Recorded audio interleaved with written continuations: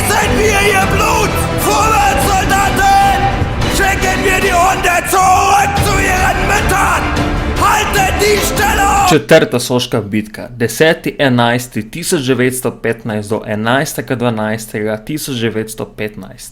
Novembra 1915 se je začela še zadnja bitka v letu 1915. Generalka Dorna je želel pred koncem leta na vsak način doseči kakršenkoli uspeh, tako da na Krasu resničnega premora med tretjo in četrto bitko sploh ni bilo. Glavni napadi v četrti bitki so se odvili na mostišču pri Plavah, ter med Sabotinom in Grižo. Krvavi napadi pri Plavah, razen ogromnih žrtev, niso prinesli nikakršnih rezultatov. Padel je celo italijanski general Montaneri. Na goriškem mostišču ravno tako ni prišlo do večjih sprememb. Italijanska vojska pa se je morala zadovoljiti za zasedbo Oslavja. V teh bojih je bil med številnimi žrtvami tudi italijanski general Ferruccio. Bolj kot na Kras so se Italijani osredotočali tudi na Šmihel, ki so ga poskušali zavzeti z množičnimi napadi.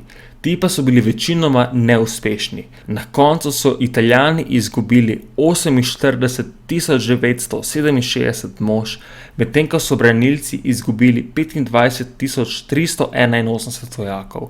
Toda kljub temu, da leta 1915 na soški fronti še ni bilo res velikih bitk kot v naslednjih 2 letih, pa so bile izgube zelo visoke. V 7 mesecih sta obe vojski izgubili skoraj 300.000 vojakov, sama bitka na Soči pa je bila za industrijo zelo porabna. Soška bitka je bila do sedaj tako kruta za industrijo in za vojake, da je avstro-ogrska vojska v zadnjih 2 bitkah leta 1915 porabila 706.000 topovskih granat, 16.000 minometnih min, 76.000 ročnih bomb ter 37 milijonov nabojev. Peta soška bitka, 11.3.1916 do 16.3.1916. Februarja 1916 se je začela bitka pri Verdunu. Anglija in Francija pa sta marca 1916 začeli pritiskati na Italijo, naj sproži ofenzivo, s katero bi razbremenili Francoze. 11. marca se je ofenziva začela. Že sam obseg bitke je kazal, da ta ni bila mišljena preveč resno.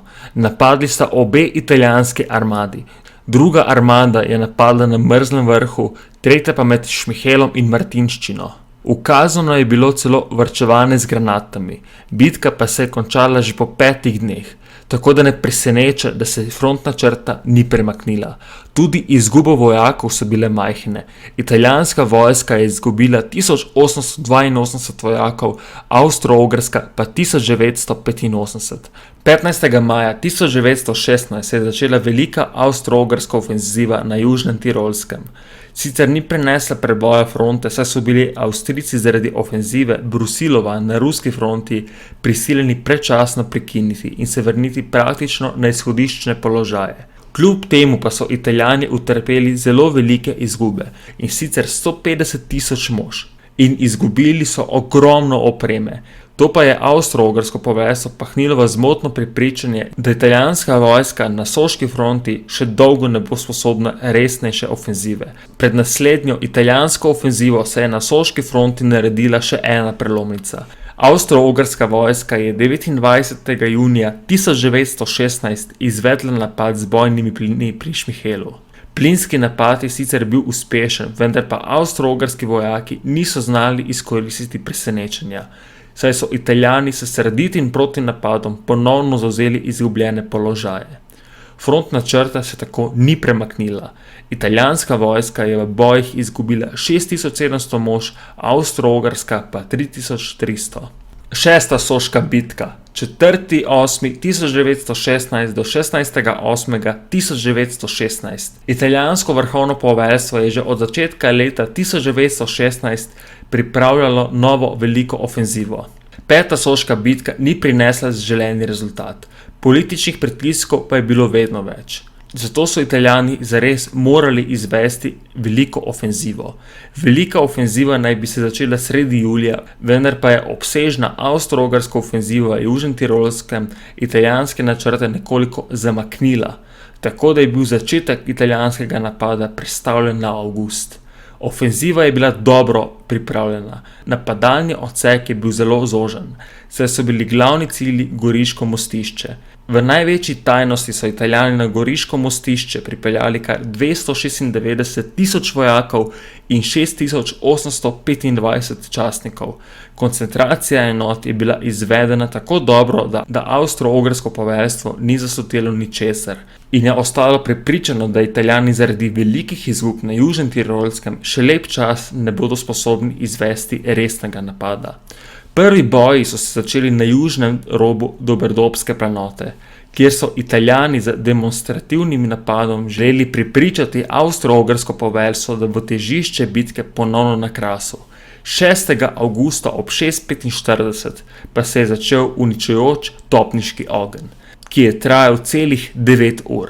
Tokrat je bilo topništvo izjemno dobro usklajeno s pehoto, tako da so italijanski vojaki napadli neposredno za topniškim ognjem, ki se je počasi pomikal proti avstro-ogrskemu zaledju. Na ta način so številne avstro-ogrske vojake presenetili še v kavernah in skoraj 40 minut je bilo potrebnih, da so italijanski vojaki zasedli Sabotin, ki je bil ključnega pomena za obrambo Goriškega mostišča. Južneje so napadalci prodrli v vas Podgora ter na 2 mestih dosegli Sočo. S tem pa so močno ogrozili obstoj Goriškega mostišča. Avstro-ogrska vojska je poskušala izgubljene položaje ponovno zasesti z protinapadom, vendar brez uspeha. Uspeli so sicer zasesti nekaj položajev pri Podgori, Sabotin pa je ostal trdno v italijanskih rokah. Istočasno kot Sabotin je italijanska vojska napadla tudi Šmihel. S padcem Sabotina in Šmihela je Goriško mostišče dokončno postalo neubranljivo, tako da je avstro-ogrsko poveljstvo 8. avgusta izdalo povelje za umik na levi breg Soče. Gorica je tako padla, zaradi padca Goriškega mostišča in Šmihela je položaj postajal nemogoč, tudi za avstro-ogrske vojake, na Doberdobski planoti. Tako so se v noči z 9. na 10. avgust branilci umaknili tudi s teh položajev. Italijansko poveljstvo se ni zadovoljilo z zasedbo Goriškega mostišča ter Doberdobske planote, temveč je ukazalo napade na nove avstro-ogrske položaje na levem bregu Soče ter na Krasu. Tu pa se je ponovila zgodba iz začetka vojne. Italijanske enote so napadale preveč počasi in previdno. To je pa branilcem dalo čas, da so vzpostavili novo utrdbo. Italijanski napadi na greben Kuk Sveta Gora ter na Škabriel so bili tako popolnoma neuspešni. Podobno pa veljalo tudi za napade na novo avstro-ogrsko črto na Krasu. Italijanski napadi so 15. avgusta začeli slabeti.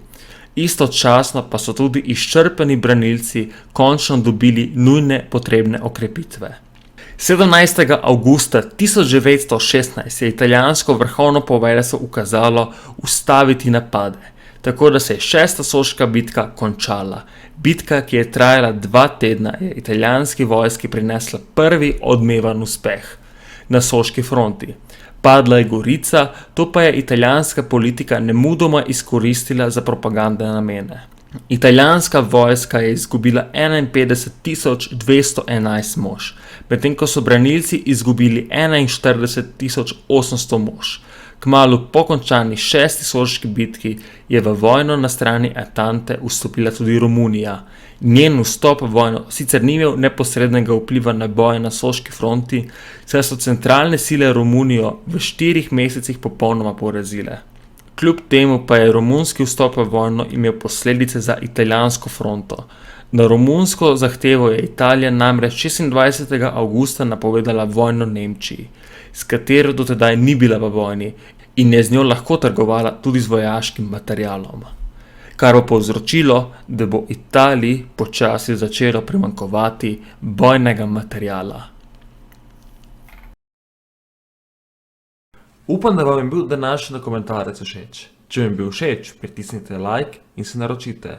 Hvala in lep dan.